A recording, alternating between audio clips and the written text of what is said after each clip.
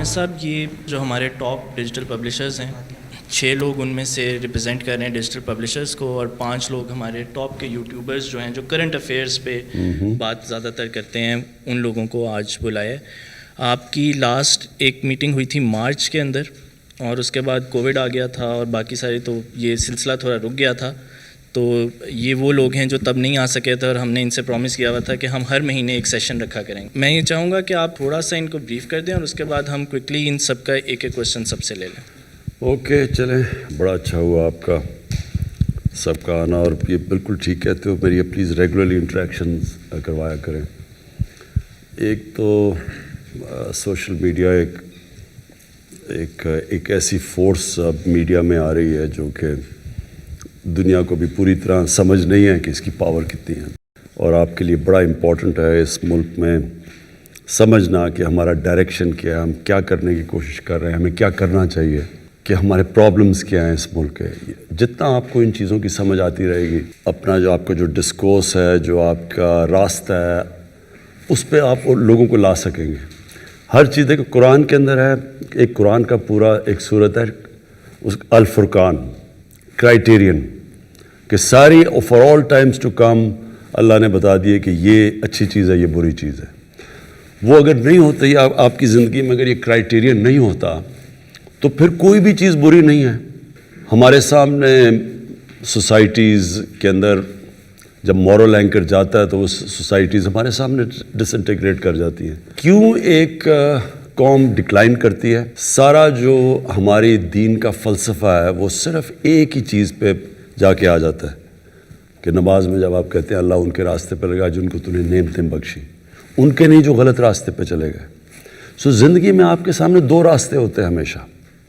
نماز کا مقصد ہی یہ ہوتا ہے کہ آپ کو آپ کی چوائسز ٹھیک ہوں۔ ہر وقت آپ کنفرنٹڈ ہوں گے 2 چیزوں سے۔ ایک لگتا ہے بڑا اچھا راستہ ہے، آسان راستہ ہے، شارٹ کٹ ہے، اس سے پیسے بن جائیں گے لوگ، اور دوسری طرف مشکل راستہ لگتا ہے۔ لیکن وہ جو دوسرا جو مشکل راستہ ہوتا ہے، جس طرح قرآن میں ہے کہ کئی چیزوں کو جن کو تم اپنے لیے اچھا سمجھتے ہو وہ بری ہیں، اور جن کو بری سمجھتے ہو وہ اچھی ہیں۔ سو یہ بیسکلی آپ کی چوائسز ہوتی ہیں۔ تو یہ نیشن بھی غلط چوائسز کر لیتی ہے۔ جس طرح مولانا رومی نے ایک دفعہ کہا نا کہ قوم مرتی، کسی نے پوچھا کیسے قوم مرتی ہے، تو انہوں نے کہا جب ایک قوم اچھے اور برے کی تمیز ختم کرتی ہے وہ ڈکلائن کر جاتی ہے۔ مورل کولیپس پہلے ہوتا ہے، پھر اکنامک کولیپس ہوتا ہے۔ تو یہ جو آج آپ کے ساتھ ملک آپ سے آگے ہیں، آپ کبھی وہاں کی مورالٹی اسٹڈی کریں، ان کی مورالٹی بھی اوپر ہے، اچھے برے کی تمیز زیادہ ہے۔ منرلز بھی ہوں گے، وسائل بھی ہوں گے، پیسہ بھی ہوگا، سب کچھ ہوگا، تیل پہ بیٹھے ہوں گے، لیکن غربت ہوگی، کیونکہ ان کی آپ جب دیکھیں گے مورالٹی نیچے ہے۔ آپ ساری خوشحال ملک دیکھ لیں، ایک ماڈل آتا ہے کہ the cleanest governments, the least corrupt governments, دوسری طرف ماڈل ہوتا ہے دا موسٹ کرپٹ گورنمنٹس۔ جو دیکھیں گے لیسٹ کرپٹ ملک ہیں وہ سب سے خوشحال ہیں، اور جو سب سے کرپٹ ملک ہیں وہ سب سے نیچے ہیں، غربت سب سے زیادہ ہے۔ سو یہ کنیکشن ہے مورالٹی کا۔ اب ایک کلاسک کیس ہے، میرا انٹرویو کر رہا تھا تو میرے سے پوچھتا ہے کہ خواجہ آصف نے، اس نے تو جی صرف 22 کروڑ کی کرپشن کی تھی، اس کو جیل میں کیوں ڈال دیا؟ اب یہ ریفلیکٹ کرتا ہے کہ جب ایک قوم کی مورالٹی ڈکلائن کر جاتی ہے۔ جو میڈیا ہے وہ پروٹیکٹ کرتا ہے۔ میڈیا کا سب سے بڑا کام کیا ہوتا ہے؟ اس کو واچ ڈاگ کہتے ہیں میڈیا کو۔ وہ ایک ملک کی مورل سٹینڈرڈز، ایک ملک کی رول آف لا، وہ سب چیز کو ڈیفینڈ کرتا ہے۔ یا میڈیا وہ میرے سے پوچھ رہے کہ جی صرف 22 کروڑ کی کرپشن عام آدمی نے نہیں کی۔ ملک کا ڈیفنس منسٹر اور فورن منسٹر ایک جھوٹ بول رہا تھا، دبئی کی کمپنی کی ملازمت کر رہا ہے، اس پہ کانٹریکٹ میں تھا کہ 6 دن ہفتے میں اس نے 8 گھنٹے کام کرنا تھا، اور اس کو 22 کروڑ ملا 5 سال میں۔ تو ایک ملک کا کسی کو یہ شاکنگ کی چیز نہیں لگی کہ ملک کا آپ کا فورن منسٹر اور ڈیفنس منسٹر ایک دوسرے ملک کی کمپنی کی ملازمت کر رہا ہے۔ دوسرا انٹیریئر منسٹر جو تھا، پھر پرائم منسٹر دبئی کی کمپنی کی ملازمت کر رہا ہے، ملک کا پرائم منسٹر۔ یہ جب شوق نہیں ہوتا تو اس کا مطلب یہ ہوتا ہے کہ ہماری جو مورل سٹینڈرڈز ہے وہ نیچے چلے گئی ہیں، اور یہی وجہ ہے کہ آج پاکستان ایک مقروض ملک ہے۔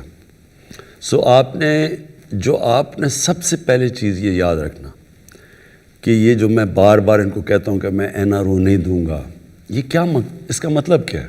میری تو زندگی بڑی آسان ہو جائے میں ان کو NRO دے دوں. انہوں نے ایک دوسرے کو NRO ہی دیا تھا نا. تو انہوں نے جب 10 سال میں ملک کے قرض 4 گنا زیادہ بڑھے تھے تو کوئی کسی کو تو نہیں پوچھ رہا تھا کہ یہی نیب تھی جو آج کہہ رہے قانون بدلو. نیب بھی ان کو نہیں تنگ کر رہی تھی کیونکہ اب مل ملا کے چوری کر رہے تھے. تو آج اگر یہ کر دیں تو ایشو تو ختم ہو جاتا ہے، میرے تو بڑے آرام سے زندگی گزر سکتی ہے. لیکن پاکستان کی تباہی ہے. جنرل مشرف نے ان دونوں لوگوں کو NRO دیا، میں نے دونوں دفعہ اپوز کیا اس کو. اس نے جب ان کو NRO دیا اپنے آپ کو بچانے کے لیے، اس کو بھی یہی ڈر لگ گیا کہ میری کرسی نہ چلی جائے. اس کا جو ڈیمیج ہوا ہے پاکستان کو، وہ نتیجہ آج یہ ہے کہ ہم مر کے جو سارا ٹیکس اکٹھا کرتے ہیں، آدھا وہ ٹیکس چلا جاتا ہے ان کے لیے ہوئے قرضوں کی قسطوں کے اوپر. ملک کیسے چل سکتا ہے؟ پھر کہتے ہیں جی سڑک نہیں ٹھیک، یہ نہیں ٹھیک، وہ نہیں سی، اسکول نہیں، ٹیکس کلچر بھی نہیں، کیونکہ ساری لیڈرشپ ٹیکس چوری کرتی تھی. خواجہ آصف کا وہ کہہ رہا تھا، نواز شریف اور یہ احسن اقبال کا بیسکلی اقامہ یہ لے رہے تھے منی لانڈرنگ کے لیے. کیونکہ جب آپ اقامہ لے لیتے ہیں تو جو بھی اس بینک اکاؤنٹس میں وہاں دبئی میں یا سعودی عربیہ میں پیسہ ہوتا ہے وہ پھر پاکستانی نیشنل نہیں سمجھا جاتا، وہ دبئی نیشنل یا سعودی سمجھا جاتا ہے. تو ہم وہ ریٹریو نہیں کر سکتے پیسہ، تو اس لیے یہ اقامے لیتے تھے. بیسکلی ملک کا پرائم منسٹر اور 2 میجر منسٹر جب اس ملک کی خود منی لانڈرنگ کر رہے ہیں، یہاں سے پیسہ چوری کر کے باہر بھیج رہے ہیں اور فکٹیشیس اکاؤنٹ سے واپس لے کے آ رہے ہیں شاپنگ کے لیے، باقی اصل پیسہ تو باہر ہے. تو اس کے بعد یہ باقی کس کو روک سکتے ہیں؟ میں آج پرائم منسٹر اور میرے وزیر جب کرپشن کرتے ہیں ملک تباہ ہو جاتا ہے. جو ڈیولپنگ ورلڈ ہے اس ساری ڈیولپنگ ورلڈ میں آپ ایک کسی کی بھی ڈیپتھ پہ چلے جائیں، ان سارے ملکوں کے پرائم منسٹر اور ان کے وزیر چوری کر کے ان سب کے بڑے بڑے محلات ہیں انگلینڈ کے اندر اور نیو یارک میں اور یہ دبئی میں، یہ سارے وہ لوگ ہیں جو کہ اپنے ملک کے جن کا کام ہے rule of law uphold کرنا، وہی کرپشن پہ لگے ہوئے ہیں، ٹیکس کی چوری بھی لگے ہوئے ہیں، پیسے بھی لگے ہوئے ہیں. یہ ایکچولی ملک کا یہ چل رہا ہے اس وقت. یہ بہت ڈیفائننگ مومنٹ ہے آج پاکستان کا. ساری گیم یہ چل رہی ہے کہ کیا ہم گھٹنے ٹیکتے ہیں ان سارے مافیا کے سامنے یا ہم سٹینڈ لے لیتے ہیں اور یا یہ تھریٹن کریں گے، بلیک میل کریں گے، ملک کو گرا دیں گے. بیسکلی ان اے نٹ شیل یہ گیم ہے. جو بھی چیز ہوتی ہے، الیکشن رگڈ ہے، ہم الیکشن نہیں مانتے، کوئی ثبوت نہیں دیے. آج ٹرمپ کہہ رہا ہے کہ میں نہیں مانتا، ان کا میڈیا کہتا ہے کہ but he has not given any proofs. وہ مانتے ہی نہیں ہے. جب آپ کہ میں الیکشن نہیں مارتا، ہم نے جب کہا تھا کہ ہم الیکشن 2013 میں، ہم پہلے سارے فورمز پہ گئے، الیکشن کمیشن میں، ٹرائیبیونلز میں، سپریم کورٹ میں، پارلیمنٹ میں. پھر ہم نے پوری ایویڈنس جمع کی. جو 4 حلقے ہم نے کہا تھا کہ ایز اے سیمپل وہ کریں، تو ان کے اوپر پوری ایویڈنس لے کے آئے. اور پھر وہ جب عدالت میں گئے، 4 حلقوں میں دھاندلی ثابت ہوئی. انہوں نے ابھی تک ایک چیز نہیں ہمیں بتائی کہ جی کوئی ایویڈنس ہے کرپشن کی. پہلے وہ بھی بلیک میل کی طریقہ تھا، ان کو بھی پتا الیکشن ٹھیک ہوا. پھر انہوں نے کووڈ کے اوپر پوری کوشش کی. پہلے انہوں نے کہا لاک ڈاؤن کر دو، جس طرح ہندوستان کی مثال دے رہے تھے کہ اس طرح کا لاک ڈاؤن کر دو. پتا تھا کہ لاک ڈاؤن ہوتا تو یہاں لوگوں نے بھوکے مر جانا تھا. جب نہیں کیا تو ساروں نے تنقید کی، اسمبلی میں بولتے رہے. جب سیکنڈ ویو آیا اور ہم ان کو کہہ رہے ہیں کہ اس وقت نہ اپنے جلد سے جلوس کرو، انہوں نے جلد سے جلوس شروع کر دیا. فیٹف کے اندر ان کی وجہ سے ہم گرے لسٹ میں تھے. ہم نے تو انہیرٹ کیا. اب ان کو پتا تھا کہ اگر فیٹف کی ہم بلیک لسٹ میں چلے جاتے ہیں، ملک پہ سینکشنز لگ جاتی ہیں. تو انہوں نے اس کے اوپر بلیک میل کیا. فیٹف کا نیب کی آرڈیننس کو چینج کرنے میں کیا کنیکشن تھا؟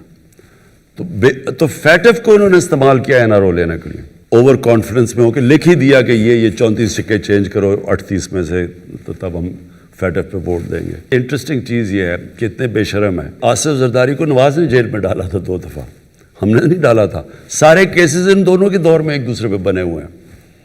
ان کے اوپر انٹرنیشنل میڈیا نے ان کے اوپر کوریج جو ان کی پڑھ کے دیکھ لیں آپ، تو خیر بڑی ایزلی آپ گوگل کر سکتے ہیں کہ ان کے اوپر کتنی وہ کیپٹلز اکیلیز ہیل میں ان کے اوپر کیا کہا گیا. اور وہ جو BBC کی 2 ڈاکیومنٹ زرداری اور نواز پہ ہیں، تو ان کی کرپشن تو انٹرنیشنلی ڈاکیومنٹڈ ہے. اس کے باوجود اب دونوں اکٹھے ہو گئے صرف اور صرف ایک چیز کے لیے کہ پریشر ڈال رہے ہیں. اور فضل الرحمان 1992 کے بعد پاور میں سے نکلا ہی نہیں ہے کبھی. وہ سارا پہلی دفعہ ہم جس طرح کہتے ہیں نا کہ اسمبلی ڈیزل کے بغیر چل رہی ہے, یہ پہلی دفعہ ہے, کیونکہ 2018 تک تو یہ ہمیشہ پاور میں رہا. تو یہ سارے جمع ہوئے ہیں obviously for one thing, اور اس کے لیے آپ کا بہت بڑا رول ہے, کیونکہ یہ ڈیفائننگ مومنٹ ہے پاکستان میں. انشاءاللہ یہ جو ہم اور پبلک یہ انڈر اسٹیمیٹ کرتے ہیں پبلک کو, انہوں نے سمجھا بڑی پبلک نکلائے گی, ان کے ساتھ بڑی دنیا نکلائے گی. تو دنیا تو نکلتی ہے حکمرانوں کی کرپشن کے خلاف. ساری عرب سپرنگ جو ہوئی تھی, پلیز یہ یاد رکھیں 10 سال پہلے, وہ ان ریپرزینٹیو گورنمنٹس کی کرپشن کے اوپر لوگ نکلے تھے. Thank you for having this session with us. It's a real pleasure to be here with such a group of people to have an interactive and informal session. You mentioned a number of challenges that Pakistan is facing. One of the challenges that Pakistan has been facing for many years has been unrest in Balochistan. Recently, there was the killing of the Hazara Shia, which has happened several times before. I think that it would be very interesting to hear you speak about the historical roots of the issue in Balochistan and what the government can do to improve the lives of Balochis in the future, and also to change the perception of Balochistan both nationally and internationally, because there are many different narratives about Balochistan, both in Pakistan and outside of Pakistan. It's a very complex issue. I think it would be very interesting if you could tell us your thoughts about it and your vision for the future of Balochistan and its relationship with the rest of the country. دیکھو بلوچستان میں نا یہ جو sectarianism ہے, اور یہ خاص طور پہ ہزاراز کے اگینسٹ جو شیعہ ہے, اس کی جینیسز ہے 80s کی, وہ جو افغان جہاد ہوئی تھی. افغان جہاد کے اندر انفارچونیٹلی یہ جو ملیٹنٹ سیکٹیرینزم ہے یہ شروع ہوئی تھی. اس سے پہلے سیکٹیرینزم تھی لیکن ملیٹنٹ نہیں تھی. تو یہ بڑا انفارچونیٹ ہے کہ وہ گروپس بن گئے 89 کے بعد, جب وہ امریکنز گئے یہاں سے افغانستان سے, یعنی یہ جو ختم کر کے سوویٹس نکل گئے, تو وہ انفارچونیٹلی وہ جو ملیٹنٹ گروپس تھے وہ رہ گئے. اور یہ انہوں نے بڑا نقصان پہنچایا پاکستان کو. آئی مین ناٹ جسٹ دیر, ساری جگہ, لیکن یہ پرٹیکولرلی یہ جو ہزارہ کمیونٹی کو انہوں نے ٹارگٹ کیا, شیعہ کمیونٹی کو. جو اب ہوا ہے, یہ جو آئیسس نے کلیم کیا ہے, ہم سب کا یہ اوپینین ہے, ہماری سیکیورٹی ایجنسیز کا, کہ اب اس کو آئیسس کو بیک کر رہا ہے ہندوستان. ہندوستان کا سٹیٹڈ ایم ہے, یہ جو نریندر مودی کی حکومت ہے, پاکستان میں انتشار پھیلانا. میں نے اپنی کیبنٹ کو آج سے لاسٹ مارچ میں نے ان سب کو بتا دیا تھا کہ ہمیں پوری انٹیلیجنس بریفنگ ہو گئی تھی کہ یہ سیکٹیرینزم انفلیم کرنا چاہتے ہیں پاکستان میں, اور یہ انہوں نے شروع کرنا تھا شیعہ اور سنی کے علماء کو قتل کرنے کا, تاکہ یہ انفلیم ہو. تو اس کے بعد ہم نے پکڑے بھی لوگ یہاں, ان کے ادھر اسلام آباد میں بھی ایکشن کرنے لگے تھے. پھر انہوں نے ایک بہت بڑا عالم تھا جو اینٹی شیعہ تھا, اس کو کراچی میں قتل کیا, وہ ہم نے ڈیفیوز کیا. تو یہ چل رہا تھا, اینڈ فل مارکس کہ ہماری جو ISI ہے, ہماری جو ایجنسیز ہیں وہ ورلڈ کلاس ہیں. انہوں نے بہت, کیونکہ ہمیں پہلے سے پتہ چل گیا تھا, تو ہم بڑے پری ایمپٹ کیا.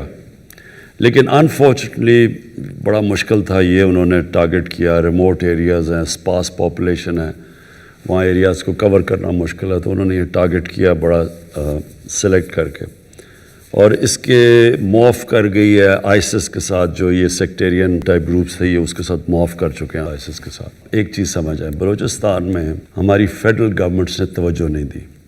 توجہ اس لیے نہیں دی کہ بلوچستان کا جو ٹوٹل ووٹ بینک ہے وہ ایک فیصل آباد ڈویژن جتنا ہے. تو جو یہاں گورنمنٹس آتی تھیں, وہ اگر سینٹرل پنجاب جیت جائیں, ووٹس باقی KP سے مل جائیں, تو وہ گورنمنٹ فارم کر لیتی تھی. تو اس لیے ایگزیکٹلی کہ جو پیپلز پارٹی نے کراچی کے اوپر توجہ نہیں دی, کیونکہ وہ انٹیریئر سے ووٹ لے کے آتے ہیں, تو اس لیے وہ کراچی کی پرواہ نہیں کرتے, اور کراچی نگلیکٹ ہو گیا. تو یہ بلوچستان کا سنڈروم تھا. اس کا دوسرا پرابلم یہ ہے کہ بلوچستان کے اندر جو ان کا جو سرداری سسٹم ہے, وہ بھی وہ ایک ایسا سسٹم بنا ہوا ہے کہ جب جو بھی پھر فیڈرل گورنمنٹ بنتی تھی, یہ پھر سرداروں اس کے ساتھ الائنس کر لیتے تھے. اب سردار جو الائنس کر لیتے تھے, ہوتا یہ تھا کہ جو ڈیولپمنٹ فنڈز وہاں کے لیے دیے جاتے تھے, وہ ان کے ذریعے خرچ کیے جاتے تھے, وہ نیچے تک پہنچتے ہی نہیں تھے. تو اس لیے وہاں لوگ غریب ہیں, اور سردار جو over a period of time وہ بہت پاورفل بن چکے ہیں. سو وہ سسٹم جو ہے وہ اس کی وجہ سے, اور بڑا ایریا بھی ہے, اور فیڈرل گورنمنٹ کی توجہ بھی نہیں رہی, اور ان کے جو اپنے پولیٹیکل جو پاورفل ان کے جو سردار تھے, انہوں نے بھی کبھی لوکل گورنمنٹ سسٹم نہیں ڈیولپ کیا. اس کی وجہ سے وہاں بڑا غربت ہے نیچے. سو اس کے ملٹیپل طریقے ہیں. ہم اب پہلی گورنمنٹ ہے جو پورا زور لگا رہے ہیں سوشو اکنامک ڈیولپمنٹ پہ بلوچستان پہ. ساؤتھ بلوچستان میں پہلی دفعہ بڑا پیکج دیا ہے, بٹ وہ ایریا بڑا ہے, اس کے لیے فنڈز بہت چاہیے ہیں, اور ہمارے پاس اس وقت اتنے فنڈز نہیں. اور آپ بڑا اچھا چیف منسٹر آئے جو جام کمال ہے. سو ہم کوشش کر رہے ہیں کہ یہ جو پرانے ایک لیگیسی بنی ہوئی تھی اس کو ختم کریں. میرا نام جاوید اقبال ہے جی. میں ایک پریکٹسنگ سرجن ہوں. میں نے پاکستان سے بھی فیلوشپ کی, باہر سے بھی. میں قائد اعظم میڈیکل کالج بہاولپور سے ریٹائر ہوا ہوں ایز پرنسپل. تو میرا تو میڈیا سے اتنا ڈائریکٹ تعلق نہیں تھا, لیکن ریٹائرمنٹ کے بعد جب میں نے اپنا ایکسپیرینس شیئر کرنا شروع کیا related to training, teaching, grooming of people and parenting, تو مجھے نہیں اندازہ تھا کہ میڈیا کی اتنی پاور ہوتی ہے کہ ایک سرجن جو ہے اس کا چینل اتنا ہو جائے کہ وہ ملین تک پہنچ جائے اور لوگ اس کو رسپونڈ کرنا شروع کر دیں. شاید اسی لیے میں یہاں ہوں. تو اس لیے مجھے بڑی خوشی ہو رہی ہے. اور آپ کے جو ویژن میں سے ایک ویژن میرے لیے بہت انسپریشنل ہے, وہ ہے کہ آپ نے کہا تھا کہ میں ایک قوم بناؤں گا. میرا یہ خیال ہے کہ جب آپ کو گورنمنٹ ملی تو اتنے چیلنجز تھے اکنامک سارے, کہ فارملی وہ قوم بنانے والا جو کام تھا وہ اب کرنے کا ٹائم آ گیا ہے. میرے پاس ایک چھوٹا سا فریم ورک ہے جس سے بغیر پیسے خرچ کیے ہوئے ہم شارٹ ٹرم اور لانگ ٹرم آپ کے اس ویژن کو امپلیمنٹ کر سکتے ہیں. شارٹ ٹرم میں یہ ہے کہ سر ہماری جو سڑکوں پر لوگوں کو پتہ نہیں ہے کہ تھوکنا کیسے ہے, لوگوں کو پتہ نہیں ہے کہ لائن بنانی ہے, لوگوں کو پتہ نہیں ہے جو چھوٹے چھوٹے سوشل جو ایک لٹریسی ہوتی ہے, اس کے لیے 3 ایریاز ہیں. ایک ہماری سول ایڈمنسٹریشن, ایک ہمارا اسکول, ایک ہماری مسجد. ہم نے اس کی پاور کو بغیر پیسے سے یوز کر سکتے ہیں. فار ایگزامپل جس طرح آپ نے ہمیں بلایا ہے, آپ پورے پنجاب کے کمشنرز کو بلائیے اور بلا کے کسی ایکسپرٹ سے 2 صفحے کا ایک سوشل کیریکولم ڈیزائن کر لیجیے. جو ایکسپرٹ بنائیں گے تو اس کو ٹیکنیکل لرننگ آبجیکٹیوز کے حساب سے بنائیں گے. ان کمشنرز کو کہا جائے کہ آپ کی کمشنری میں جتنے لوگ موجود ہیں 15 دن کے اندر یہ پیغام ان تک پہنچنا چاہیے, اور ایک ماسٹر ٹرینر ان کو ٹرین کرے جو کہ اس کا ایکسپرٹ ہو. وہ جب واپس جائیں تو وہ اپنے تمام ہیڈ ماسٹرز کو بلائیں پرائمری اسکول کے, انہیں کہیں یہ 4 صفحوں کی باتیں ہیں, لائن بنانی ہے, یہاں تھوکنا نہیں ہے, السلام علیکم کہنا ہے, کھانستے وقت ہاتھ رکھنا ہے, and other those social literacy. تو اسکول کی اسمبلی میں آپ کی پہلی میٹنگ کے 10 دن کے بعد اسکول کے بچوں میں یہ بات پھیلنا شروع ہو جائے گی. نمبر 2, مسجد کے مولوی صاحبان کو بلائیں. وہ بہت آنرڈ فیل کریں گے اگر کمشنر صاحب اپنے لان میں ان کو چائے پہ بلائیں. انہیں کہیں جی کہ حدیث سے شروع کر کے ہر نماز کے بعد یہ 3 صفوں کا کیریکولم ہے. یہ ریاست پاکستان کے آپ ریپرزینٹیٹیو ہیں. مسجد ریاست پاکستان کا ایک ایک انسٹرومنٹ ہے, تو ریاست کا پیغام عوام تک پہنچائیے. 4 دن کے بعد ہر نماز کے بعد لوگ کہنا شروع کر دیں گے. اور تیسرا, سول ایڈمنسٹریشن, جتنی انجمن تاجران سارے وہ جو commissioner, deputy commissioner, assistant commissioner کی پوری ایک ٹرینڈ پڑھے لکھے لوگ موجود ہیں. 15 دن کے اندر پورے پاکستان میں نوائز لیول ہو جائے گا کہ یہ 10 کام ہم نے نہیں کرنے. اور 15 دن کے بعد آپ ٹی وی پہ آ کے آپ یہ کہیں گے ماشاءاللہ, جیسے تو آپ سنتے ہیں آپ کو کہ آج کوئی پالیٹکس پہ بات نہیں کرنی, آج میں نے یہ 3 ہفتے پہلے ہم نے یہ شروع کیا تھا. آپ کی ریسرچ ٹیم اس کا ایک ڈیٹا نکال کے دے کہ اس کا یہ امپیکٹ ہوا ہے, اور 1 مہینے میں شارٹ ٹرم لوگ کہنے لگ جائیں گے, اوے عمران صاحب نے کہا تھا نا آپ نے لائن بنانی ہے, لائن بناؤ, یہاں تھوکنا نہیں ہے کیونکہ وہ پتہ ہے فلاں بندے نے کہا تھا, اور یہ سارے میڈیا کے دوست اس کے اندر آپ کا ہینڈ بنیں گے. یہ تو ہے سر شارٹ ٹرم. لانگ ٹرم میں عرض کرنا چاہتا ہوں کہ ہمارے ملک کے اندر جو پیرنٹنگ کا ایریا ہے وہ بالکل ڈیفیشینٹ ہے. ایک 18 سال کے لڑکے کی 18 سال کی لڑکی سے شادی ہو جاتی ہے, کو اللہ اولاد دے دیتا ہے, لیکن ان کو ان کی پیرنٹنگ نہیں آتی, اور اسی نے آگے جا کے پوری نیشن بننا ہے. تو اس پیرنٹنگ کو کیسے ہم اپنے کیریکولم کے اندر انکلوڈ کریں جس سے جو ہمارے نئے بچے آ رہے ہیں ان کی تربیت ہو سکے. یہ ایک لانگ ٹرم پلان ہے جس پر بہت سارے ہوم ورک ہوئے ہیں. میرے کام کا سر جو سارا میں بھی پریکٹسنگ سرجن ہوں, آئی ایم لیپروسکوپک سرجن, لیکن ریٹائرمنٹ کے بعد اس پر میں نے کافی محنت کی ہے. آپ کی گفتگو میں ہمیشہ ایک ریفرنس ریاست مدینہ کا ہوتا ہے اور سیرت نبی کا ہوتا ہے. میں سر کالج آف فزن سرجن میں لیڈرشپ پڑھاتا ہوں اور سافٹ اسکل پڑھاتا ہوں. میں تمام چیزیں جو بیسیکلی ویسٹ کی ہیں ان کو جب ریلیٹ کرتا ہوں تو وہ اسوہ نبی صلی اللہ علیہ وسلم سے اس کا ریلیشن شپ مل جاتا ہے. جو کہ ویسٹ نے ریسرچ کر کے لی ہے وہ ہمارے پاس پہلے ہی ہمارے بزرگوں کے تحت موجود ہے. تو کسی طریقے سے جیسے آپ کو مبارک بھی سر, ہم سب کو بھی, کہ جو آپ نے سنگر کیریکولم ایڈ کیا ہے وہ 6ٹھی جماعت تک ناظرہ قرآن کا ہے. میری آپ سے یہ ریکویسٹ ہوگی کہ اس کے بہت ساری وائسز اس کے اگینسٹ ہوں گی, لیکن پلیز اس کو امپلیمنٹ کیجئے، جو کہ سارا ہوم ورک شفقت صاحب نے اور سب نے کیا ہوا ہے. اور قرآن وہ ایک ریفرنس ہے جس کے ذریعے سے وہ تربیت ہو سکتی ہے جو ریاست مدینہ کی تربیت ہے، نبی کریم صلی اللہ علیہ وسلم کے اسوہ سے ریلیٹڈ ہے. ریٹائرمنٹ تو صرف قبر میں ہی ہوتی ہے، اصل ریٹائرمنٹ انسان کو. ہمیں تو جو حدیث ہے کہ آپ علم سیکھتے ہیں جب سے پیدا ہوتے ہیں اور قبر میں جاتے ہیں، تو اٹ مینز علم سیکھنے کا مطلب اسٹرگل. آپ اسٹرگل کر کے علم سیکھتے ہیں نا، نہیں تو بیٹھے بیٹھے تو علم نہیں آتا. تو بیسکلی انسان کو تو بنایا اللہ نے اسٹرگل کے لیے، اور وہ سارا وقت جب تک اپنا ذہن استعمال کرتا ہے اور ذہن استعمال کرتا ہے پروڈکٹیولی، وچ مینس کہ سوسائٹی کا فائدہ کرواتا ہے، تو وہ اصل میں وہ کام کر رہا ہوتا ہے جو کہ جس کے لیے ہمیں اللہ نے پیدا کیا. دو چیزیں جی، ایک جو سوسائٹی کو، عام لوگوں کو احساس ہو کہ ہم ایک قوم کا حصہ ہیں، یہ جو ریاست ہے یہ ہمارا بھی پرواہ کرتی ہے.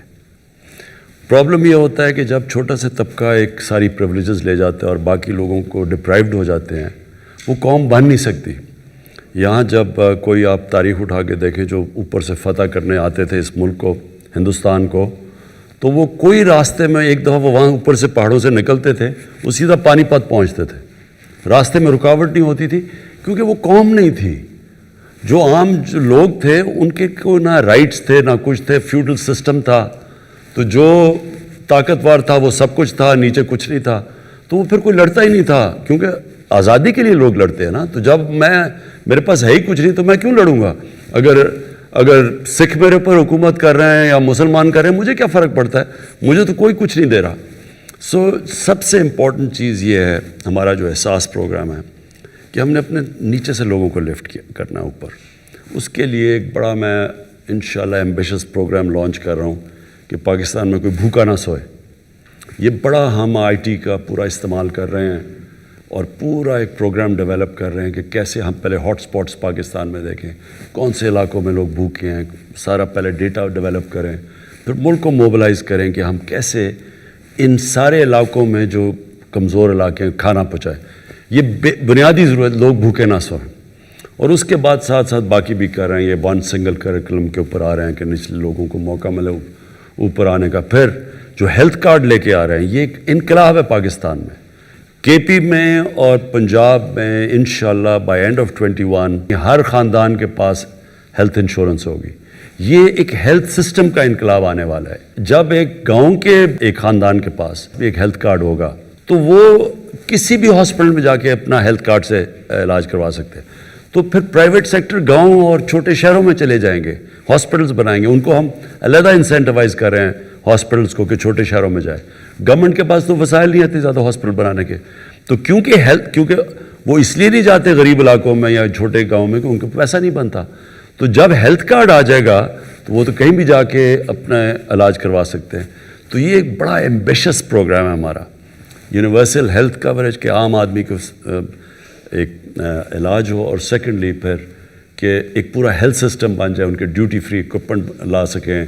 پرائیویٹ ہاسپٹلز، اوقاف کی زمین اور ایک ایویکیو ٹرسٹ کی زمین جو پڑی ہوئی ہیں، ان ساروں کو ہم ان کو کنسیشن ریٹس پہ ہاسپٹل بنانے کے لیے موقع دیں. تو وہ ایک پورا ایک ہیلتھ ایجوکیشن ون سلیبس. اس کے بعد یہ جو یہ کھانا، اور پھر جو نیا پاکستان ہاؤسنگ ہے وہ اب لیٹ اس لیے ہوا کہ فورکلوجر لا انفارچونیٹلی عدالت میں پھنسا ہوا تھا. وہ جب تک وہ نہیں آتا گورنمنٹ بینکس لینڈ نہیں کرتے. یہاں تو کوئی کانسیپٹ ہی نہ، کیش ہے تو گھر بناؤ، کیش نہیں ہے تو آپ گھر ہی نہیں بنا سکتے. ایک مزدور بھی انسٹالمنٹس کے اوپر اپنا گھر بنا سکتا ہے. ہماری انشاءاللہ یہ ہاؤسنگ بہت بڑی کیمپین ہے یہ جو اٹھنے والی ہے. فائنلی جو میں آپ کو بات کہتا ہوں کہ دیکھیں، ہر انسان کے لیے کوئی نہ کوئی رول ماڈل ہوتا ہے. جب بڑے ہو رہے ہوتے ہیں، جب اپنے آئیڈیاز ہم کر رہے ہوتے ہیں کہ میں کیا بننا چاہتا ہوں، تو میرے تصور ہوتا ہے کوئی رول ماڈل ہوتا ہے. بٹ ایکچولی جو اچیورز ہوتے ہیں، اسپورٹس میں ہوتے ہیں، کہیں بھی دنیا میں بن جاتے ہیں رول ماڈلز، پھر ان کو کاپی کرتے ہوئے انیشلی اس طرح دنیا چلتی ہے. اللہ ہمیں کہتا ہے قرآن میں کہ جو ہمارا رول ماڈل ہونا چاہیے وہ نبی صلی اللہ علیہ وسلم. وہ کیوں ہیں؟ کیونکہ دنیا کی تاریخ پہ کسی انسان نے وہ اچیو نہ کیا ہے نہ کر سکتا ہے.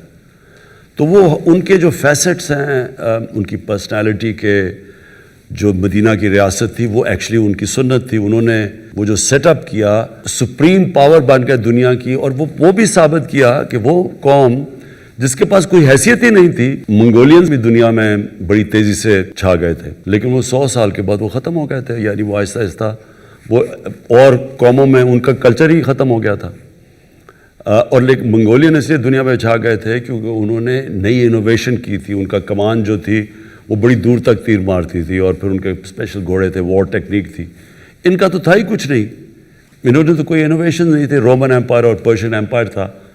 تو ان ایک دم یہ دنیا کے اوپر جو حاوی ہوئے ہیں, یہ ایک دنیا کی تاریخ کا ایک بڑا یونیک ایک فینومینا ہے جس کو لوگوں نے اسٹڈی نہیں کیا. میں حیران ہوں کہ کبھی یہ نہیں اسٹڈی کرتا, کیونکہ وہ مغرب تو نہیں اسٹڈی کرے گا اس کو, کیونکہ ان کے تو انٹرسٹ نہیں ہے. ہماری انٹلیکٹس نے کیوں نہیں اسٹڈی کیا کہ وہی عرب تھے, وہ ایک دم کنورٹ ہو گئے اور مدینہ ہجرت کی تھی 622 میں. 636 یعنی 13 سال کے بعد اور 14 سال کے بعد 2 سپر پاورز ان کے سامنے گر چکی تھی without any innovation any thing. تو وہ ایک فینومینا ہے, اس لیے قرآن ہمیں کہتی ہے کہ ان کی زندگی سے سیکھو. سو اصل میں ہی از دا رول ماڈل. جو آپ ابھی بات کر رہے ہیں نا, کیریکٹر بلڈنگ میں آپ جتنی ان کو اسٹڈی کریں گے, آپ وہ اچھا وہ جو دنیا میں ملک وہ چیزیں اڈاپٹ کرے گا وہ اوپر چلا جائے گا. جو بھی قوم وہ پرنسپلز پہ چلے گی وہ اوپر آ جائے گی. This is Bakhtavar Mahmood, Head of Strategic Communications at Pro Pakistani. First of all, thank you for giving an opportunity to an ordinary citizen of Pakistan to meet their Prime Minister of the state and ask him a question. Really appreciate it, never happened before. Sir, میرا سوال آپ سے tax collection system اور FBR reforms کے حوالے سے ہے. پچھلے 2-2.5 سال میں ہمارے جو ایک نوکری پیشہ طبقہ ہے یا مڈل کلاس جو لوگ ہیں, جن کا آلریڈی ٹیکس ڈیڈکٹ ہو رہا تھا, دے ور ویری مچ کنسرن کہ جی ٹیکس فائل کرنا ہے. لیکن یہ میسو اسکیل کے اوپر کب جائے گا؟ Like how long will it take for the FBR to create those reforms, and how long do you perceive کہ جو آپ کے پاس ایک ٹینجیبل چینجز جو ہیں وہ ہمیں کب دکھیں گے ان دا ٹیکس کلیکشن سسٹم؟ دیکھیں, جو ٹیکس مشینری ہے نا ہماری, وہ انفارچونیٹلی اب میں کیا ورڈ استعمال کروں, کرپٹڈ ہے, بہت کرپٹڈ ہے. اور وہ ہوئی ہے کرپٹڈ جب ایک ملک میں, جب میں شروع میں آپ سے بات کی تھی کہ جو مورل اتھارٹی ہوتی ہے وہ اوپر سے نیچے آتی ہے. سو نبی صلی اللہ علیہ وسلم نے مدینہ کے اندر ساری جو ویلیو سسٹم اوپر لے گئے تو سب چینج ہو گئے. تو جب آپ کے پاس یہ ٹوٹ بٹوٹ آ جائیں زرداری اور نواز شریف, تو سارے ملک کی مورالٹی کولیپس کر جاتی ہے. جب پرائم منسٹر, اب دیکھیں نا, وہ آپ سے ایک مین اینکر آپ سے پوچھے کہ جی صرف 22 کروڑ کی چوری ہے, ایک منسٹر کر رہا ہے, تو آپ خود ہی سوچ لیں کہ ملک کی مورالٹی کدھر پہنچ گئی ہے. تو وہ اوپر سے شروع ہوتی ہے نیچے تک. سو ٹیکس سسٹم نے بھی, کیونکہ سب سے یہ امپورٹنٹ ہے, تو اس نے بھی افیکٹ تو ہونا تھا. اس کا کیور آٹومیشن ہے. جتنی ہم ٹیکنالوجی اس کے اندر لے کے آئیں گے, اور انفارچونیٹلی FBR نے ٹیکنالوجی آنے سے روکا, سبوٹاج کی, کیونکہ وہ پیسے بناتے ہیں. تو اب ہم اس ٹیکنالوجی کی طرف جا رہے ہیں. لیکن آپ کو میں شاکنگ فگرز یہ دوں کہ ہمارے 22 کروڑ لوگوں میں سے صرف 20 لاکھ لوگ ٹیکس دیتے ہیں, دنیا میں سب سے کم ٹیکس. اور جو ہمارا 70% ٹیکس اکٹھا ہوتا ہے وہ صرف 3000 لوگ دیتے ہیں. سو 22 کروڑ لوگوں میں سے 3000 لوگ 70% ٹیکس دیتے ہیں. اور جو 20 لاکھ ہیں وہ ٹیکس فائلرز ہیں. اور ہم نے ابھی اب یہ ٹیکنالوجی کا استعمال کرتے ہوئے ہم نے ابھی دیکھا کہ ہمارے ملک میں اس وقت 3.5 کروڑ لوگ ہیں جن کے پاس گاڑیاں ہیں, جن کے پاس گھر ہیں, لیکن کوئی ٹیکس نہیں دیتے. تو وہ اب ہم ٹیکنالوجی کے ذریعے اس کی طرف جا رہے ہیں, کیونکہ فیوچر ہماری ٹیکس کلیکشن پہ ہے. جب تک ہم پیسے نہیں اکٹھے کرتے, ہمارے پاس ایک تو قرضے اتنے چڑھے ہوئے ہیں, اوپر سے ہم نے ایک ینگ پاپولیشن کو سروس کرنا ہے, وہ ہو ہی نہیں سکتا اس tax collection. This is Amar Ahmed from Urdu Point. First of all, sir, thank you for inviting us here. This is a very great initiative. Sir, میرا سوال الیکٹرک وہیکل پالیسی پہ ہے اور EV پالیسی پہ ہے. ہم دیکھ رہے ہیں فیول ڈریون کار سے دنیا الیکٹرک وہیکل پہ شفٹ ہو رہی ہیں, رائٹ؟ تو ہم باہر کے ملکوں میں دیکھتے ہیں ان کو ڈفرینٹ ٹیکس ریلیکسیشن دی جاتی ہیں, ان کو ٹول ایگزیمپشنز ہوتی ہیں. سر, تو پاکستان میں کیا ان کو ریلیکسیشن اور ایگزیمپشن دی جائیں گی, اور گورنمنٹ کی اس پرسپیکٹو پر کیا اسٹریٹجیز ہوں گی؟ ہم نے ابھی لے کے آئے ہیں اپنی الیکٹرک کار پالیسی، جس میں ہم انسینٹیوائز کر رہے ہیں، بلکہ پہلی وہ انہوں نے ابھی لانچ بھی کی ہے پہلی الیکٹرک کار پاکستان میں، اور مارچ سے بننی شروع ہو رہی ہیں یہاں. سو فیوچر یہ بالکل دیکھیں، ہمارے جو بڑے شہر ہیں ان کے اندر اس وقت پولوشن ایک ڈینجر لیول سے زیادہ اوپر چلی گئی ہے، اور فیوچر ہی ہماری اب یہ اسپیشلی بڑے شہروں میں تو اب ہم الیکٹرک کار چلانی پڑیں گے. اور انگلینڈ میں تو انہوں نے فیصلہ کر لیا 2030 میں ساری گاڑیاں الیکٹرک ہوں گے، تو وہ دنیا تو اس طرف جا رہی ہے. سر ہم آج کل دیکھتے ہیں جو فیول ڈریون کارز ہیں اسپیشلی پاکستان میں، ان میں پرائس ہائیک آیا ہوا، رائٹ؟ کیا جو الیکٹرک وہیکلز ہیں ان کو اتنی ٹیکس ریلیکسیشن دی جائیں گی کہ they will not be that much expensive? اللہ کا شکر ہے اس وقت ہمارے کافی لوگ انٹرسٹڈ ہیں، بڑی کمپنیز انٹرسٹڈ ہیں پاکستان میں سیٹ اپ کرنے کے لیے پلانٹس. تو یہ بڑی پازیٹیو چیز ہو رہی ہے، بڑی دیر کے بعد اچھی کمپنیز آ رہی ہیں.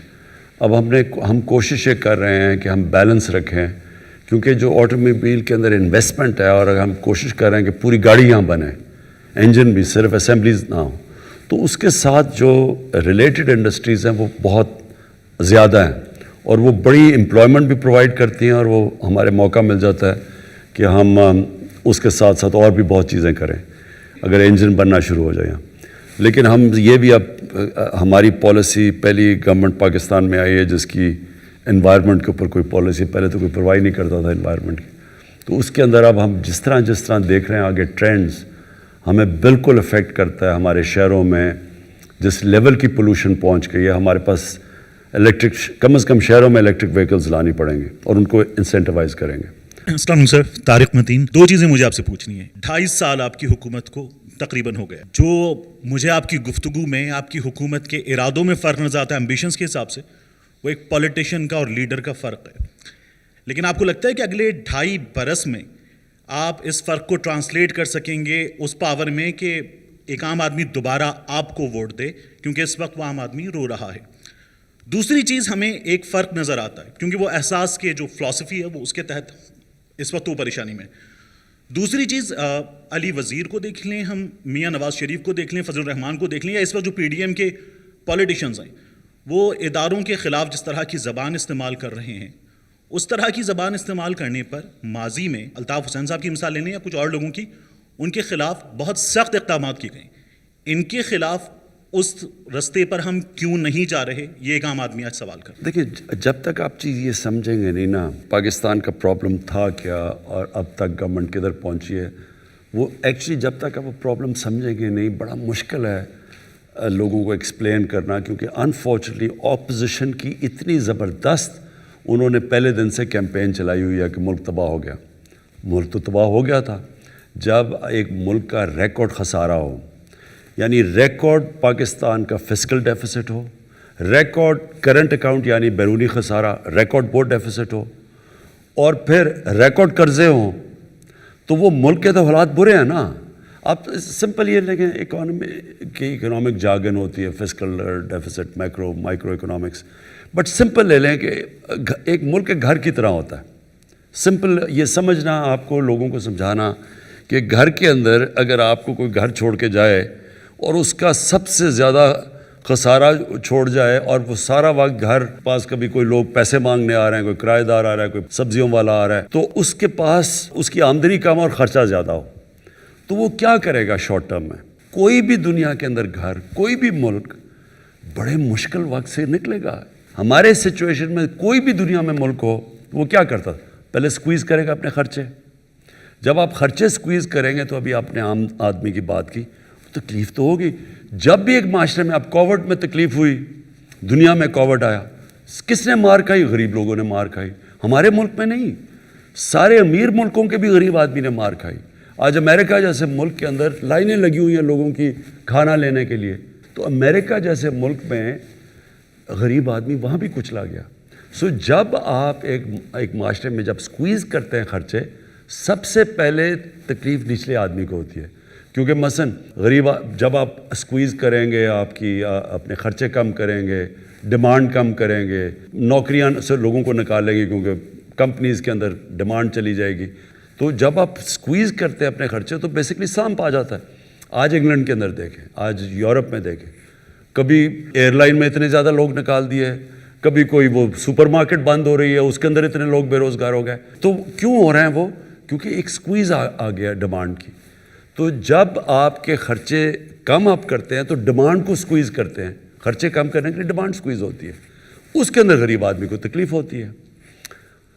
اور پھر جب تک آپ کی آمدنی نہیں بڑھتی, خرچوں کو بیلنس نہیں کرتی, تب تک ایک ملک مشکل وقت سے گزرتا ہے. پہلے سال ہمارا ڈیفالٹ سے ملک کو بچانا تھا, ہمارے پاس پیسے نہیں تھے اپنی قرضوں کی قسطیں دینے میں.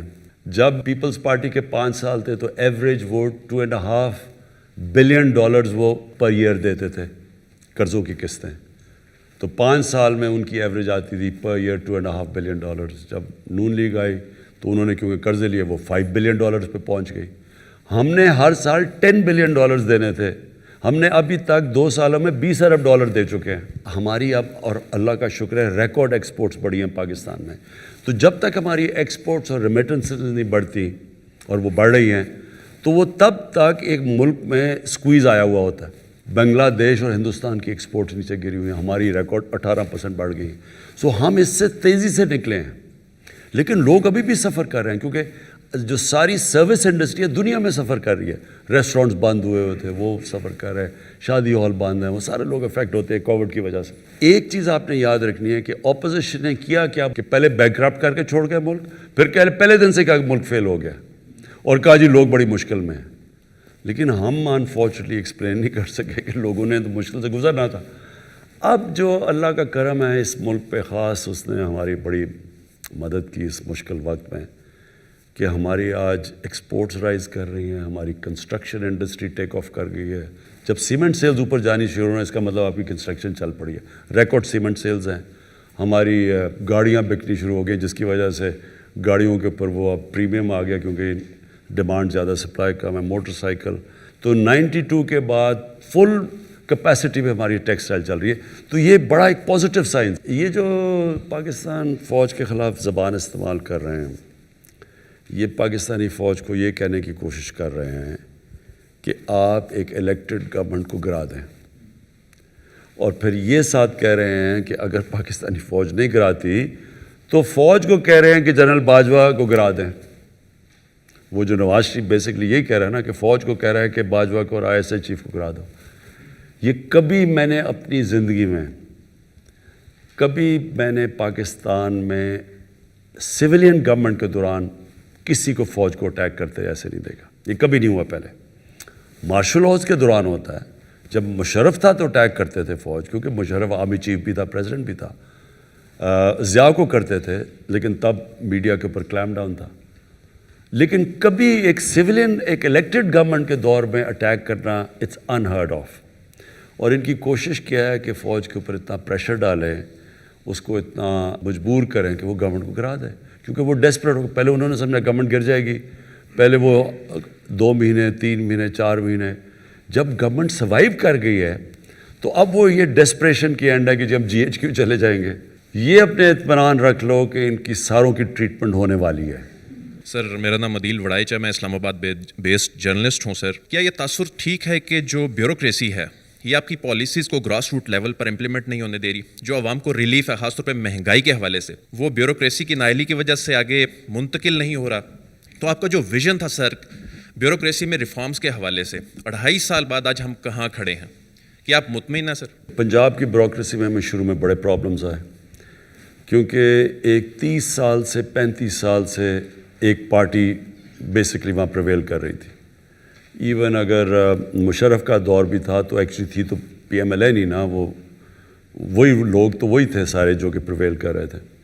تو اس سے یہ ہوا کہ نیچے تک پولیس اور بیوروکریسی پولیٹیسائز تھی. ہم جب KP کے اندر جب ہماری گورنمنٹ آئی تو حالانکہ ANP صرف 5 سال سے پاور میں تھی, لیکن اس کے باوجود 2 سال لگے بیوروکریسی کو رسپونڈ کرنے میں ہمارے ساتھ, کیونکہ شروع میں ہمیں بھی پرابلمز آئے ان کے ساتھ, کیونکہ ان کی پینیٹریشن ایفیلیشن ہو جاتی ہے نا بیوروکریٹس کی, اوپر پروموشنز آ جاتی ہیں پولیٹیکل بیسس پہ, وہ پھر ان کی لائلٹیز چینج ہو جاتی ہے. لیکن یہ ٹھیک ہو جائے گا. یہ تھوڑا ہمیں پرابلمس ہیں اور آئی ہمیں. جب بیوروکریسی سے آپ انٹریکشن ہوتا ہے تو آپ کو پتہ چلتا ہے کہ کس کی کیا کوالٹی ہے. تو اس لیے فریکوینٹ چینجز بھی ہوتے ہیں. مجھے کہتے ہیں جی اس کو چینج کر دیا, اس کو چینج کر. چینج تو جب تک ہمیں آپٹیمم پرفارمنس نہیں ملے گی چینجز تو ہوتے رہیں گے. لیکن مجھے زیادہ کانفیڈنس ہے جو اب خاص طور پہ پنجاب کی بیوروکریسی ٹھیک چل رہی ہے, اور ریفارمز بہت لے کے آ رہے ہیں, لے کے بھی آئے ہیں. چھوٹی چھوٹی ریفارمز آتی رہتی ہیں کہ کیسے ہم اس کو جو بیوروکریٹک سٹرکچر ہے اس کے اب انکریزنگلی اسپیشلائزیشن کے اوپر ان کو جانا چاہیے. دنیا میں بیوروکریسی اسپیشلائز کر رہی ہے, ہمارے ابھی جرنلسٹ ہیں. اب مثلا آئی ٹی کا سبجیکٹ ہے, اس کے لیے عام بیوروکریٹ نہیں اس کو سنبھال سکتا, اس کے لیے اسپیشلسٹ چاہیے. اسی طرح اور بھی ایریاز ہیں. ایگریکلچر ہے, اس میں بھی ہمارے پاس جو ٹیکنالوجی اتنی آ گئی ہے ایگریکلچر میں, ہمارے پاس وہ کوالٹی نہیں ہے لوگوں کی. تو وہ ہم جا رہے ہیں اس طرف ریفارمز پہ. جی مخدوم شہاب الدین, صحافی ہوں ایک, اور آج کل اراسمس منڈس جرنلزم اسکالر ہوں, تو اس حوالے سے یورپ میں مقیم ہوں. خان صاحب, سوال آپ سے یہ ہے کہ 50% اگر ہم کہیں کہ 50% ٹینیور آلموسٹ پاکستان تحریک انصاف کی گورنمنٹ جو ہے وہ مکمل کر چکی ہے. اس سب کے اندر جو تبدیلی ہے وہ گراس روٹ لیول تک عام عوام کو نارملی نظر نہیں آ رہی. کیا ہم دیکھیں گے کہ 2.5 سال میں یہ ٹرانسفر ہوتی ہے, یا پھر 5 سال کے بعد یہ کہا جائے کہ تبدیلی جو ہے اس کے لیے مزید وقت درکار ہے؟ اور ساتھ ہی ساتھ ایک اور سوال ہے کہ 2021 ہے, ہر شخص کی کوئی نہ کوئی نیو ایئر ریزولوشن ہوتی ہے, تو بطور پرائم منسٹر آف پاکستان آپ کی نیو ایئر ریزولوشنز کیا ہیں 4-5 جو آپ سمجھتے ہیں کہ 2021 میں آپ امپلیمنٹ کرنا چاہیں؟ 2021 میں تو 2 ریزولوشنز ہیں, وہ میں نے کہا بھی تھا. ایک, کوئی بھوکا نہ سوئے بائی دی اینڈ آف 21, اس کے لیے پوری جو تیاری کر رہے ہیں, اور ایک بڑا زبردست پروگرام اس کے لیے بنا رہے ہیں کبھی, اور انشاءاللہ یہ میرے خیال میں دنیا میں ہمیں لوگ فالو کریں گے اس پروگرام کے اوپر. اور وہ یہ پناہ گاہ اس کا حصہ ہے, کبھی کوئی کانسیپٹ نہیں ہے پناہ گاہ کا, یہ بھی ہماری انشاءاللہ انٹرنیشنل لیول پہ ایکنالج کی جائیں گی. اور سیکنڈلی جو ہیلتھ کارڈ ہے کہ ہر غریب گھرانے کے اندر پاس, ہر گھرانے میں ایک ہیلتھ کور ہو, تاکہ وہ سب سے زیادہ بے بسی ایک انسان کو ہوتی ہے کہ جب اس بیماری ہو اور ان کے پاس پیسہ نہ ہو علاج کا. شوکت خان ہم اسی پریمیسز پہ بنا تھا. کینسر کا علاج سب سے مہنگا ہے, تو جو عام آدمی ہے وہ افورڈ ہی نہیں کر سکتا, تو ادھر سے میں نے شوکت خان. تو اب یہ اگلا پہنچ گیا کہ یونیورسل ہیلتھ کوریج. میری رول ماڈل بھی نبی صلی اللہ علیہ وسلم ہے, اور وہ جو مدینہ کی ریاست ہے وہ ایک ماڈل ہے ہمارے لیے فار آل ٹائمز ٹو کم.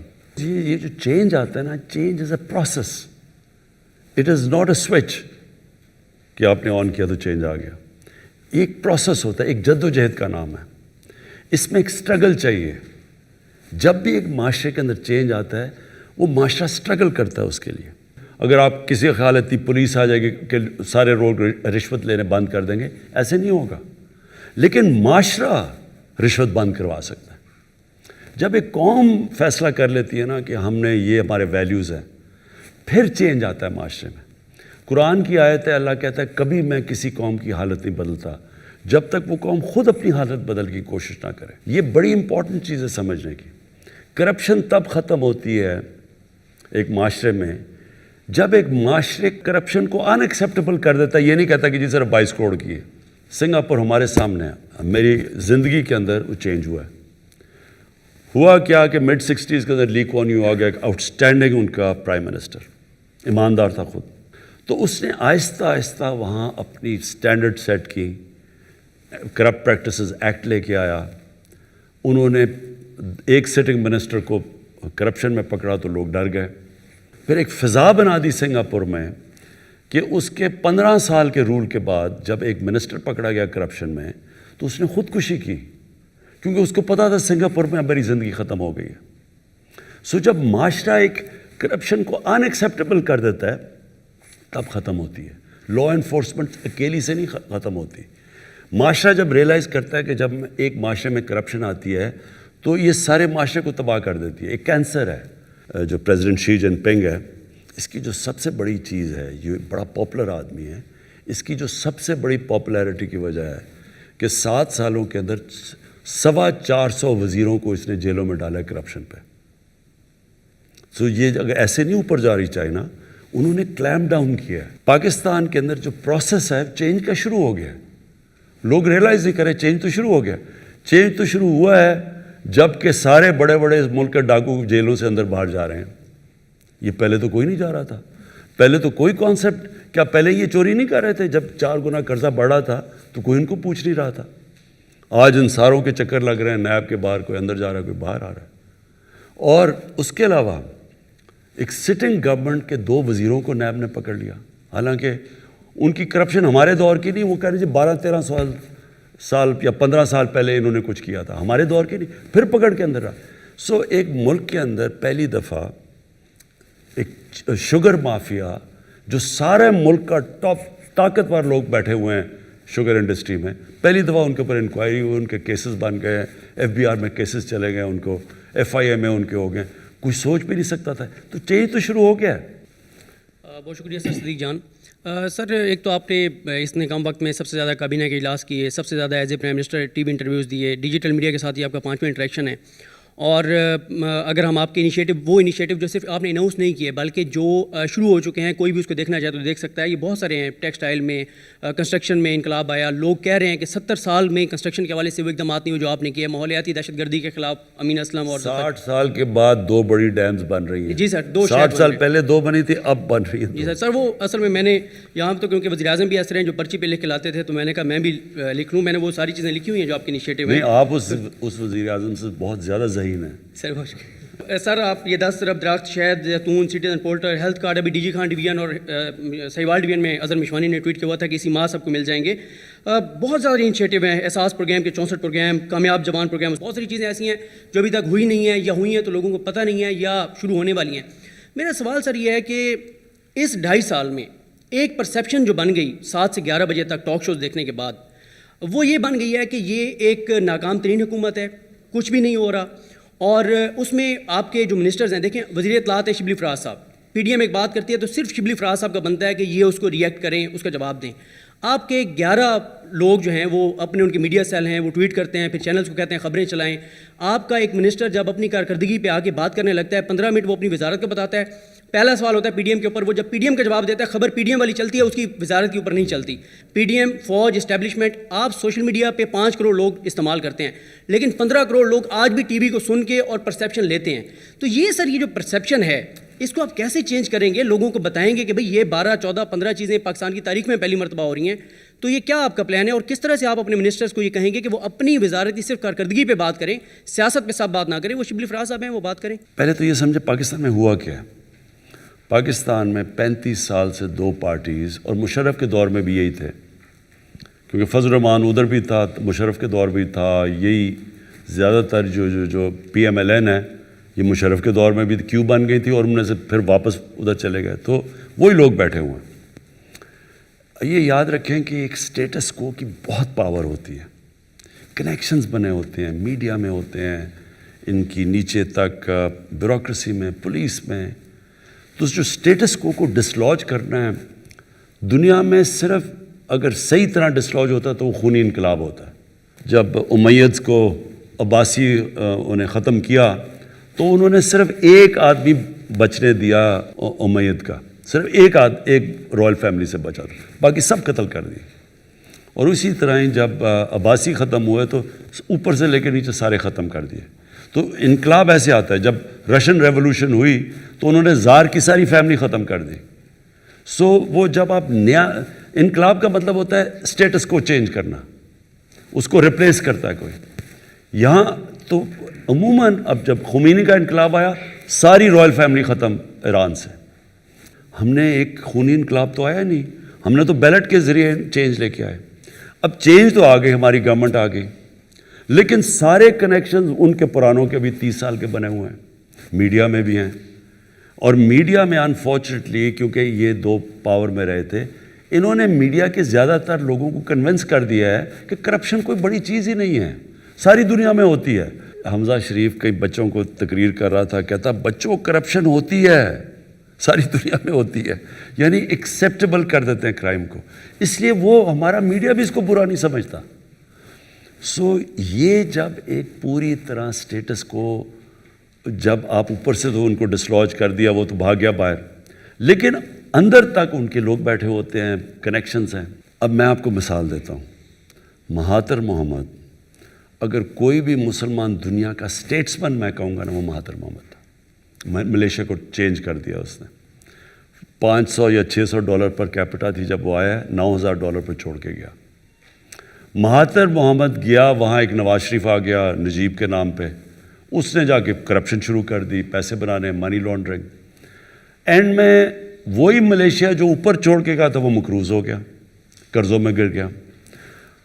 اور مہاتر محمد کو سارے وہاں ون پارٹی سسٹم تھا, وہی ایک ہی پارٹی بیٹھی ہوئی تھی, ایک دوسری پارٹی بنائی اور انہوں نے مہاتر کو ہیڈ کروایا اور انہوں نے اس کو شکست دے دی. جو مہاتر, جس پارٹی کا مہاتر خود تھا اور چھوڑ کے گیا تھا, اس سے دوسری پارٹی ایک مہاتر نے بنائی اور اپنی پارٹی جس کا وہ کرپٹ آدمی تھا اس کو شکست دے دی. 2.5 سال میں انہوں نے واپس اس کو گرا دیا. مہاتر جیسے آدمی کو اسٹیٹس کو نے اس کو شکست دے دی, وہ نہیں چل سکا وہاں. یعنی اس اسٹیچر کا آدمی بھی, کیونکہ وہ سارے اسی پرانی پارٹی کے نیچے تک سارے کنیکشنز بنے ہوئے تھے, یہ نئے لوگ وہ نہیں کوپ کر سکے, واپس آ گئے وہی. اور ساری جو عرب سپرنگ ہوئی تھی, جو ساری عربوں کے اندر 10 سال پہلے ایک ایک ملک کے اندر لوگ نکلے تھے باہر سوشل میڈیا کی وجہ سے, وہ ساری ریورس ہو گئی. ساری جگہ وہ لوگ واپس آ گئے. وہ مصر میں ہوئی, وہ پھر وہی سیٹ اپ واپس آ گیا. سو یہ یاد رکھیں, یہ آسان نہیں ہوتا.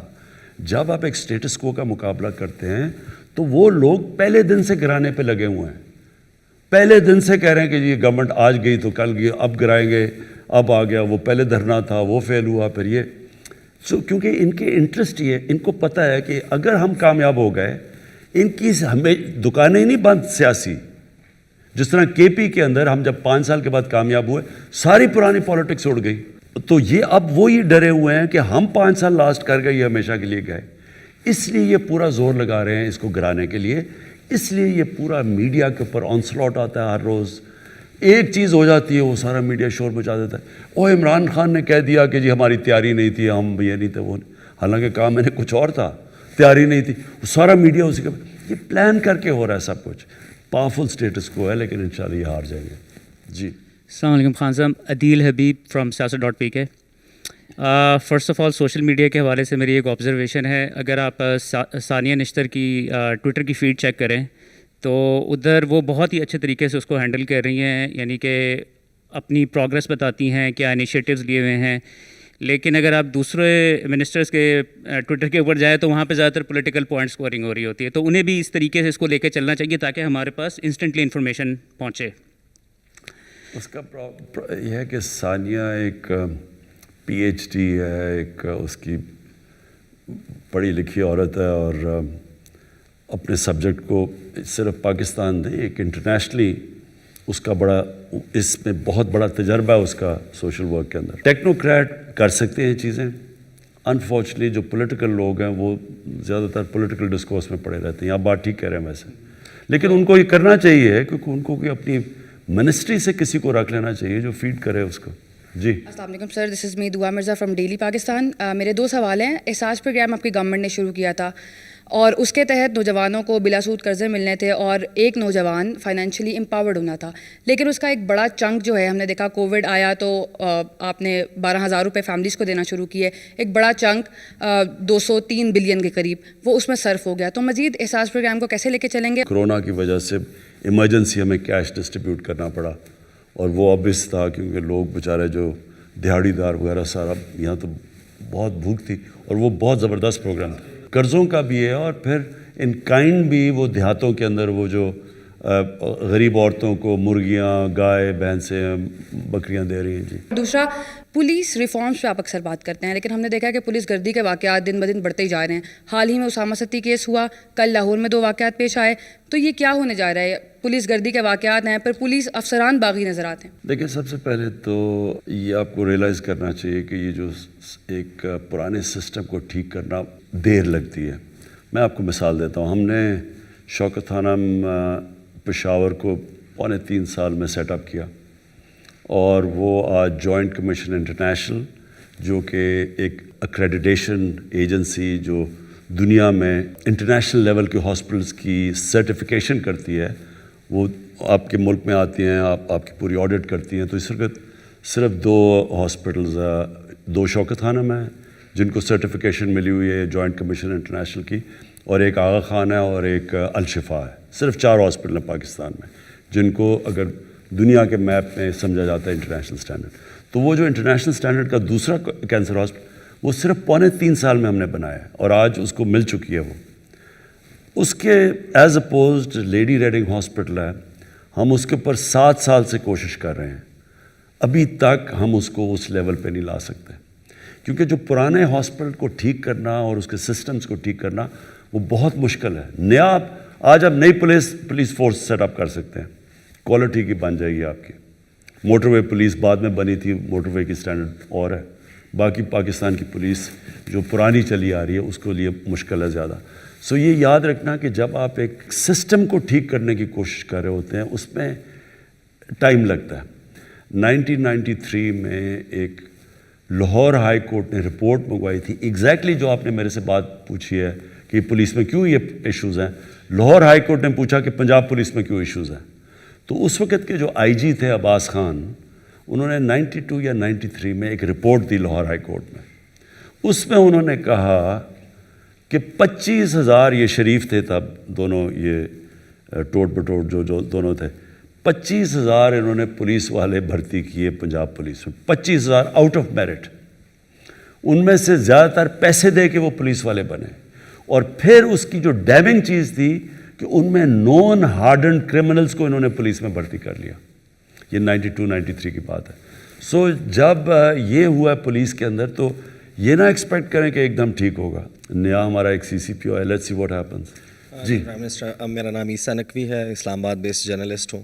آپ نے آغاز میں بات کی کہ ممالک نے چوائسز ان کو آپٹ کرنا ہوتا ہے, فیصلے لینے ہوتے ہیں. گزشتہ 2.5 سال میں آپ کی حکومت نے بہت سارے فیصلے لیے, چوائسز ریجنل افیئرس کے حوالے سے.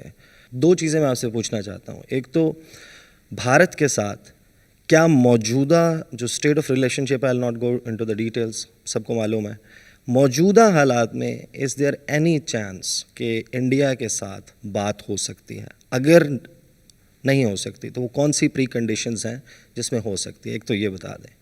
دوسرا, بھارت از اے نون ایڈورسری اور ہسٹوریکلی جو گلف کنگڈمز ہیں اینڈ ایمریٹس ہیں وہ ہمارے دوست ممالک رہے ہیں. اب ان کے کچھ ریسنٹ اوورچرز ہیں, نیول ایکسرسائزز ہیں, جوائنٹ ملٹری ایکسرسائز ہیں, جوائنٹ ڈیفنس پروڈکشن ہے, ان کے تعلقات. ڈو یو تھنک کہ جو انڈین ریچ آؤٹ یا جو ان کا ریلیشن شپ بلڈ ہو رہا ہے اس نے ہمارا ریلیشن شپ کمپرومائز کر دیا ہے, خاص طور پر سعودی عرب اور ان ممالک کے ساتھ؟ دیکھیں, جو آپ کی انٹرنیشنل ریلیشن شپ ہوتی ہے نا, وہ ایک ڈائنامک پروسیس ہے, وہ ایک اسٹیٹک نہیں ہوتا, وہ کانسٹنٹلی چینج ہو رہا ہوتا ہے اور اس میں بڑی اور بھی ویریبلز آ جاتے ہیں. جو ہندوستان ہے اس سے تو کلیئرلی جب تک وہ کشمیر میں جو انہوں نے کیا ہے آرٹیکل 370 کو ریووک کیا, جب تک اس کو ریسٹور نہیں کرتے بات چیت نہیں ہو سکتی. جو انڈیا میں ایکچولی گورنمنٹ ہے وہ ٹائم بتائے گا. میرے خیال میں سب سے زیادہ اگر ہندوستان کو نقصان پہنچے گا وہ یہ مودی حکومت پہنچائے گی, مور دین کسی کوئی دشمن اتنا نقصان نہیں پہنچا سکتا. لیکن جو ہماری باقی ریلیشن, میرے خیال میں ہماری اس وقت بڑی دیر کے بعد بڑی اچھی ریلیشن شپس ہیں. یعنی امریکہ کے ساتھ ہماری کوئی اب وہ ریلیشن شپ نہیں ہے جو ہمیشہ آرڈر ہوتا تھا جی اب یہ کرو تو وہ کرو, ڈو مور کرو لوگ. ہماری ایک بہت رسپیکٹیبل ریلیشن شپ ہے ان سے بڑی مشکلوں کے بعد. اور ہماری افغانستان کے ساتھ بڑی اچھی ریلیشن شپ ہے. جو گورنمنٹ ہے سارا وقت افغانستان پہلے تو ہمیں بلیم کرتی تھی, آج ہماری ان سے بڑی اچھی انڈرسٹینڈنگ ہو گئی. اور طالبان سے بھی ہم بات, یعنی ہم نے یہ ٹاکس کروائی ہیں. ایران سے ہماری بڑی اچھی ریلیشن شپ ہے اس وقت. لیکن سعودی عربیہ سے بھی ہماری کسی سے ایڈورسل ریلیشن شپ نہیں ہے. سب سے ہے کہ تھوڑی کوئی ٹیمپریچر اوپر چلا جائے گا نیچے آ جائے گا, وہ ہوتا رہتا ہے انٹرنیشنل ریلیشن. لیکن کوئی دشمنی کسی سے نہیں ہے ہماری سوائے اس وقت ہندوستان سے, جو کہ پوری کوشش کر رہا ہے پاکستان کو ڈیسٹیبلائز کرنے. کوئی question, I T I project start ہو رہا ہے استنبول, تہران, اسلام آباد ٹرین لائن. ہم نے ایک بارڈر بھی نیا اوپن کیا ایران کے ساتھ. ریجنل اپروچ رشیا کے ساتھ, ترکی کے ساتھ, ایران کے ساتھ, کیونکہ یہ وہ ڈیسیجنز ہیں جن کی پولیٹیکل کاسٹ ہے. تو regional approach, are we going ahead with our relationship, اور اس میں کوئی کمپرومائز نہیں ہوگا؟ ہماری ٹرکی سے تو خیر بہت اچھی ریلیشن شپ ہے, اور ایران سے پہلے ہماری اوبیسلی ہماری جو لاپ سائڈ ریلیشن شپ تھی. اس لیے ایران سے بڑی ایک شروع میں اتنی ایسی ریلیشن شپ نہیں تھی جو آج ہے. آج ہماری بڑی اچھی انڈرسٹینڈنگ ہے. پرابلم یہ ہے کہ ایران کے اوپر سینکشنز لگی ہوئی ہیں. اگر ہم ان سے وہ لیول کی ٹریڈ کرتے ہیں ہمارے پہ سینکشنز لگ جاتی ہیں. وہ پاکستان افورڈ نہیں کر سکتا اس وقت. دیکھیں فارن پالیسی میں ایک چیز یاد رکھیں, جو پرائرٹی ہونی چاہیے وہ اپنا ملک اپنے پیر پہ کھڑا ہو. جب تک آپ اپنے پیر پہ کھڑے نہیں ہوتے آپ کی فارن پالیسی کبھی بھی اس طرح کی انڈیپینڈنٹ اور پاورفل نہیں ہو سکتی جو ایک آزاد ملک کی ہوتی ہے, جو فائنینشلی اپنے پیر پہ کھڑا ہو. سو یہ کی ہے ہماری اس وقت جو اللہ کا شکر ہے ہمارا جو ملک صحیح طرف جا رہا ہے. ایکسپورٹ اورینٹیڈ گروتھ ریٹ جب تک پاکستان میں نہیں ہوتی, جو کبھی بھی نہیں ہوا. ہم جب آئے تھے امپورٹس 60 بلین کی تھی اور ایکسپورٹس گر کے 20 بلین پہ پہنچ گئی تھی. Biggest ever trade gap. یہ پہلی دفعہ ہے کہ 18% ہمارے پتہ نہیں کتنے سالوں کے بعد گروتھ ایکسپورٹس 18% پہ اور وہ بڑھی ہیں. تو جب تک ہمارا کوشش ہونی چاہیے کہ پہلے تو اپنے پیر پہ کھڑے ہوں, اس کے بعد آپ کی پھر فارن پالیسی ٹرولی انڈیپینڈنٹ ہوتی ہے. اس سے پہلے آپ کو بڑا کیئرفلی بیلنس کرنا پڑتا ہے. السلام علیکم, اریبہ ریپرزینٹنگ بولو جوان. میرا سوال آپ سے ایجوکیشن کے حوالے سے ہے. And I understand of course 18th amendment کے بعد education is a provincial subject, but ابھی ہم نے پینڈیمک کے دوران NCOC میں بھی we've seen some excellent coordination between the provincial ministers and the Federal Ministry for Education. There's talk of a single national curriculum, there's talk of 2009 کے بعد پہلی دفعہ of a national education policy. So I guess given all of this, pandemic کے aftermath میں جو education financing پہ ایک declining trend آیا ہے, ہم نے پچھلی ایمرجنسیز میں بھی دیکھا ہے, فلڈس کے بعد بھی دیکھا ہے, ارتھکویک کے بعد بھی دیکھا ہے کہ 5 سے 7 سال ایجوکیشن اور ایجوکیشن کے اندر ڈیولپمنٹ بجٹ میں کنسسٹنٹ کٹس لگتے ہیں. اس دفعہ بھی وہ ہم نے ٹرینڈ پنجاب میں دیکھا, 19% کا ڈیولپمنٹ ایجوکیشن بجٹ پہ کٹ لگا, بلوچستان میں 27% کا لگا, فیڈرل ایریا میں صرف 1% انکریز آیا اگر پچھلے سال سے کمپیئر کریں. And probably the most disturbing aspect is کہ اس وقت شاید خیبر پختونخوا سب سے اچھا کر رہا ہے, گیون کہ ان کا 43% انہوں نے اپنا ایجوکیشن ڈیولپمنٹ بجٹ میں انکریز لے کر آئے, لیکن اس کے باوجود جو ایک بڑا حصہ ہے ایجوکیشن بجٹس کا وہ نان ڈیولپمنٹ ایکسپینڈیچرز پہ جا رہا ہے. So K P with its phenomenal performance in the past 2 years is still servicing almost 81% of its education budget non development expenditures کے لیے. سب سے اچھا فیڈرل ایریا ہے, وہ بھی 71% ڈیڈیکیٹڈ ہے, بلوچستان میں 91% ڈیڈیکیٹڈ ہے, پنجاب میں 88 ہے. How, given the pandemic now and the economic hit that we've taken, and given the fact that we are hosting the second largest population of out-of-school children in the world right now, how will we prioritize education? Emergencies to aati rahengi kyunki, and then within education, development expenditure. دیکھیں میں نے شروع میں آپ سے بات کی کہ جب آپ کے ٹوٹل ٹیکس کلیکشن آدھی ٹیکس پہلے کم ہو, کیونکہ آپ کو بتایا کہ صرف 3,000 لوگ 70% ٹیکس دیتے ہیں, لوگ تو ٹیکس نہیں دیتے, تو پہلے وہ اور پھر آدھی چلی جائے قرضوں کی قسطوں پہ, تو ملک کے لیے اتنا کم پیسہ کافی نہیں ہے ملک چلانے کے لیے. سو کہیں نہ کہیں کٹس لگتے ہیں, اور انفارچونیٹلی جو ایریا جدھر ہمیں, کیونکہ سارے ایمرجنسیز ایریاز ہوتے ہیں, کہیں لگژری پہ تو پیسہ خرچ نہیں ہو رہا, تو ادھر پھر یہ سفر کرتا ہے ہمارا ایجوکیشن کی ایکسپینشن. میرے خیال میں کہ یہ جو ہمارا پہلا سال گزرا اسٹیبلائزیشن, دوسرا سال ایکچولی کووڈ کی وجہ سے ہم ڈسپائٹ کووڈ ہم سارے ریجنل ملکوں میں سے سب سے بہتر نکل چکے ہیں اکنامکلی. لیکن جب تک یہ جو ہمارا آگے آپ جو جانے کا طریقہ ہے, ویلتھ کریٹ کر کے کنسٹرکشن انڈسٹری کو, ایکسپورٹس کو, آئی ٹی کو, ٹورزم کو, یہ ایک ایسے ایریاز ہیں جدھر بڑا ہم تیزی سے اپنی ویلتھ کریٹ کر سکتے ہیں, اس کا پھر میجر چنک ایجوکیشن کے اوپر لگائیں, کیونکہ ابھی تک ہمارے پاس اتنا پیسہ نہیں ہے جتنا ہمیں ایجوکیشن پہ لگانا چاہیے, ہمارے پاس ہے ہی نہیں. میں آپ کو پھر مثال دے رہا ہوں کہ امریکہ میں $2.8 ٹریلین انہوں نے یعنی 28,000 ارب روپیہ انہوں نے اسٹیمولس دیا ہے, ہم نے 8 ارب دیا ہے. یعنی یہ اتنی بڑی ڈسکریپنسی اب جب آپ دیکھتے ہیں تو وہ کہیں نہ کہیں ملک تو سفر کرتا ہے، تو ہمارا بڑا زیادہ شیئر جائے گا ایجوکیشن کی طرف. اس وقت یہ بھی بہت بڑا ہینڈی کیپ ہمیں کہ جو کئی ایسے سبجیکٹس تھے جو سینٹرلائز ہونے، جو فیڈرل گورنمنٹ کے نیچے ہونے چاہیے تھے. 18 امینڈمنٹ کے بعد فریگمنٹ ہو گیا سسٹم ہمارا، تو ہم اتنا نہیں کہہ سکتے ہر صوبے کو کہ آپ یہ کریں، کیونکہ وہ صوبہ پھر کہتے ہیں جی میری تو یہ پرائیورٹی ہے، میں ادھر. اس سے تھوڑا ہمیں ایشو ہے. But I agree with you کہ کوئی ملک ترقی نہیں کر سکتا ایجوکیشن کے بغیر.